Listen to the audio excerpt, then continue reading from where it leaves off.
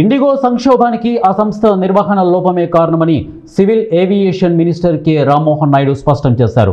దీనిపై ఇప్పటికే దర్యాప్తు జరుగుతోందని, ఇండిగోపై కఠిన చర్యలు తీసుకుంటామని వెల్లడించారు. భవిష్యత్తులో మరే ఎయిర్లైన్ సంస్థ ఇలాంటి తప్పులు చేయకుండా తమ చర్యలు ఉంటాయని తెలిపారు. ఇండిగో సంక్షోభంపై కాంగ్రెస్ ఎంపీ ప్రమోద్ తివారీ సోమవారం రాజ్యసభలో ప్రశ్న లేవనెత్తారు. ఆటోమేటిక్ మెసేజ్ స్విచ్చింగ్ సిస్టంలో ఒక సాంకేతిక లోపంతోనే సంక్షోభం తలెత్తిందా అని ఆయన ప్రశ్నించారు. దీనికి రామ్మోహన్ నాయుడు సమాధానమిస్తూ ఇండిగో సంక్షోభానికి ఏఎంఎస్ఎస్ కారణం కాదని స్పష్టం చేశారు.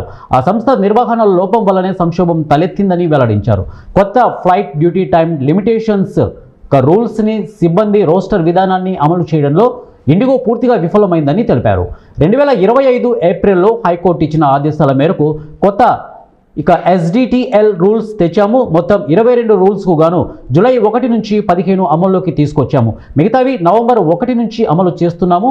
అప్పటి నుంచి అన్ని ఎయిర్లైన్ సంస్థలతో director general of civil aviation నిరంతరం సంప్రదింపులు జరుపుతోంది. కొత్త రూల్స్ అమలుకు ముందు ఇండిగో సహా అన్ని ఎయిర్లైన్ సంస్థలతోనూ సమావేశం నిర్వహించాం. అప్పుడు ఇండిగో ఎలాంటి అభ్యంతరాలు లేవనెత్తలేదు.